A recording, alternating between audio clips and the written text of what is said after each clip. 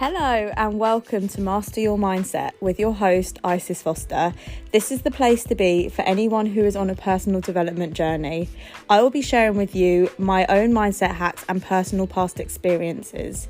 Please subscribe and share if you enjoy what I'm about to share with you and you've taken value from it.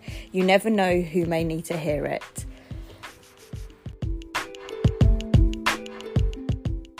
Hello everyone, it's been a couple of weeks since we last caught up and oh my goodness, so much has happened over that time. I've celebrated another amazing birthday with the best people around me and I have an unlimited amount of gratitude for each and every one of you who tunes into my podcast every single week. I hope you are all thriving in life, and if you don't feel like you're in a very good place, you are right now by just listening to this podcast. So this week's episode is one which I wish I'd listened to years ago. I wish it was available to be able to listen to, and I hope this is going to help you if you are somebody who is struggling to feel more present in life. I remember probably about 2 years ago now, I just constantly felt agitated. I never really felt settled. I was always looking for the next best thing and I just felt so overwhelmed with life. So if you can relate to that kind of feeling, then you are on the right podcast right now. And I know so many of us in day-to-day life are worrying about things which haven't even happened yet.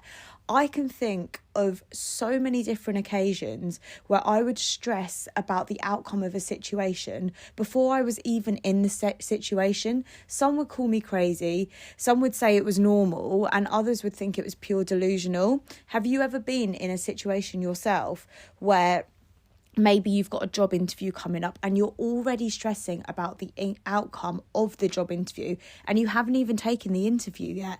Because so many of us are worrying about how things are going to turn out when in fact we should be staying present in the moment to be able to turn up as our best selves, to be able to perform in our best auras rather than stressing about the outcome. And so many of us, me included, up until about a year ago, I would worry about things which were so out of my control, and even the things that were in my control, rather than taking the reins on being able to control what I could do, I was worrying about the outcome. Usually 9 times out of 10, the outcome is something that you can't control. You can only do your best. And if you are spending all your time worrying about a situation, the chances are you're probably not going to be doing your best in that situation. So just a bit of background on me if you are new here. I am a serial planner. I am that girl who likes to plan events months in advance. It's very rare that I will do something spontaneously. And I actually spoke about this on one of my most recent podcasts, actually. Like, being spontaneous is incredible. It is so much fun to be able to say, oh, like, let's just go here, let's do that, and not really know how things are going to turn out. And there is so much beauty in being spontaneous, but it's been embedded in me growing up and even in like my adult years to just plan things in advance. And I do think that as you get older, people do get really busy. So if you're going to plan birthdays, for example, or dinners with your friends, everyone's schedules are so jam-packed that I've just fallen into the routine of becoming this person who plans everything so in advance. And if you're like this too, please let me know that I'm not on my own with this one.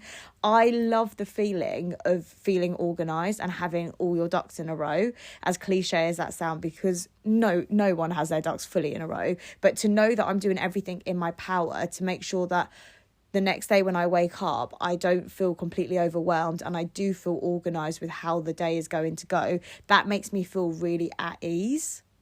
But with that being said, there is so much power in just letting things be how they're meant to be. And if you are anyone like me who loves to plan things out, you will know that so many times things don't always go to plan. So you can be planning for the years or decades ahead, But until you're in that moment, you don't actually know how things are going to plan out. So sometimes the best thing you can do is to just let things be how they're meant to be and take a back seat. And if you're like me, I know it is really, really hard to do if you'd like to just pre-plan everything.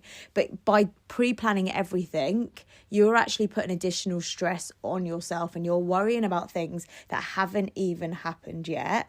So to go alongside that, if you are making plans, let's say, for example, you're making plans to meet up with some friends that you haven't caught up in a while, this is something which I have focused so hard on over the past year. And I think since COVID, where we had the big break and we didn't see anyone, if I am surrounded by people now, I do my utmost to make sure that I am giving those people around me my full attention, because we are all so guilty of doing this when we're in company, even if it's just for 5 minutes. We're going to quickly scroll on our phones, have a look on social media. But then you need to think about it in the long run. We're seeing these people for only a short amount of time, and we may not have seen these people in such a long time. So the worst thing you can do in these situations is to let something like a phone distract you. Because for me personally, I like to think like, I don't know when I'm going to see this person again. Hopefully it won't be too long. But if it is, I want to walk away from that meeting knowing that I have given that person 110% of my intention and I haven't been distracted by something like a mobile phone. So going with this as well, limit your scroll time. This is something which I have found has helped me feel so much more present in the moment.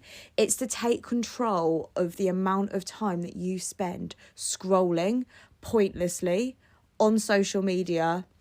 Maybe you're in a massive group chat and when you get a break from work, you're looking at your group chat and trying to catch up on messages. If you are going to pick up that phone, and there's actually a feature on your phone, which I only found out about a year ago, it actually tells you how many times you pick up your phone. I think if you go on settings and type in phone pickup, it tells you how many times you pick up a phone, and mine is disgusting. Like, even if it's for a quick check of a text message or quickly see who's like my reel, whatever it is, like, we are all so guilty of this. And I promise you now, you will be shocked at how many times you pick up that phone. So if you are going to pick up your phone, have meaning behind it. Have a reason for picking up your phone. Is it to create some content? Is it to call a loved one? Is it to reply back to a really important message? Just make sure that you are picking up your phone with intention and you're not just aimlessly wasting time. I mean, there are going to be some certain times in your life where all you need is to relax, and maybe your way of relaxation is scrolling through social media, but don't let it be a constant thing on a daily basis, because that will lead you to burnout. And it takes away from the whole fact of being present in the moment. And if you are someone who scrolls on their phone aimlessly, I definitely used to be guilty of this. Find something to replace that. Find something which is going to make you feel better when you finish doing that task. Because I know for me that scrolling aimlessly on my phone does not make me feel better. I look at the time and I'm like, I have wasted so much time. And for anyone who checks their screen time, you know how dangerous it can be just aimlessly scrolling. But one thing that I have found so helpful in being able to stay more present in the moment is to keep a gratitude journal. My goodness, I started this probably about 2.5 years ago. I have now completed 4 journals. And the weight that you are able to offload onto that piece of paper is indescribable unless you've actually done it yourself. Everyone used to talk to me about writing a journal, and I used to say, oh, is it like writing a diary? Like, do you just write like, dear diary, this is what I did today? Absolutely not. Keeping a gratitude journal can be so short and concise. It doesn't have to take up much time at all. You can do it at any point in the day, whenever it suits you. There's so many things online saying it's best to do it at night, best to do it in the morning. Genuinely, guys, do it whenever it best suits you. You might get a moment in the day where you just feel this overwhelm of gratitude. And if you do, that is incredible. Jot it down. You might not have a piece of pen and paper to hand, but I can guarantee you now you will always have your phone. So write in your notes, and then later on in the day, if you want to summarise everything that you feel grateful for in the day, you can then take the things you've written on your notes and write them from pen to paper, and that way your journal will build up. And if you are having a really hard day, this is a really good way of being able to look back over the previous weeks, months, and reread your journal entries, because it's something that I have found helps so much mentally. If I'm ever struggling on a day, I will look to see what I did this time last year, and it's such a cozy feeling to be able to look back and say, well, this is how I felt last year. And you almost can take yourself back to that moment of how you felt then, and I can promise you now, so much in your life would have changed, hopefully for the better, if you are keeping track of everything you are doing and everything that's making you feel good. You're also allowing the universe to serve you with more blessings, and I'm a firm believer of that. The moment you show gratitude towards the things you've already got, that is the moment the world goes, okay, well, you're appreciative of everything you've already got, so here is some more stuff. And speaking about things that makes you happy, be so mindful of everything that you are doing, whether it's washing up the dishes or putting your laundry away, or like the most mundane tasks to the most extravagant things like going on holiday and booking to see a show in the theatre, like whatever it is, be so mindful of things you are doing. And when you are doing those things, feel grounded in that moment that you have planned that thing, you've shown up for that thing, and now you're living that thing. Because the more you do this, the more present you will feel in the moment, and the better you will be able to show up for yourself in those situations. Another thing which I have found has helped so much to stay more present in the moment is to just focus on one thing at a time. If you're anything like me, then you will be that person who makes a plan, does it, but whilst they're carrying out the task, they'll be thinking 10 steps ahead to what they need to do this time next week. And I'm so guilty for this. And I know I'm not the only person who does this, because a lot of the clients that I coach also say that they do this too. And that's incredible to be able to think ahead, but also sometimes it's just a beautiful thing to be able to enjoy the moment that you're in, because the moment that you are in right now is the moment that you wished for previously. And if you're always racing to get to the next thing, when are you ever actually just content and happy with where you are now? And as humans, yes, we are always looking for the next best thing. We're always looking to upscale ourselves and make ourselves better and become the best version of ourselves. However, there's got to be a point in your life where you stand still for a moment, look around at everything that you've got, because everything that you currently have now is once upon a time what you once wanted. So just be grateful for everything you've got, focus on the task that you've got in front of you, and just enjoy the moment that you are in, because in a blink of an eye, that moment will change and you'll be on to something else. And the last final point I just want to share with you is just to be okay with knowing that you won't always have the answers. So many times when I am talking to clients, I'm asking them what's playing on their mind right now, what things are you currently worried about? And 9 times out of 10, they respond with, I'm just not sure how to. I don't know how to. I'm a bit worried about. And it's completely okay to not have the answers. But it's not okay to not be okay with not having the answers, if that makes sense. Because if you are constantly worried about not having the answer, you're going to always feel like you need the answer for everything. And there are certain things in life which you have to be okay with just not knowing the answer to. And there are so many different resources where you can find the answer to the question you're looking for. The internet is incredible. If you're not sure, you've got the internet. If you have got a personal question which you need to ask someone, there are so many coaches out there and people who work in fields which you know need to know the answers to.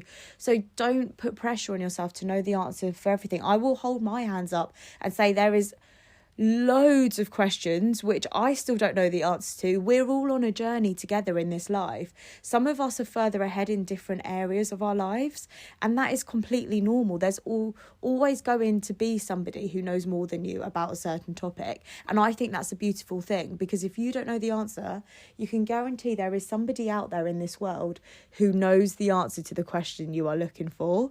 So remember, it's okay to not have all the answers.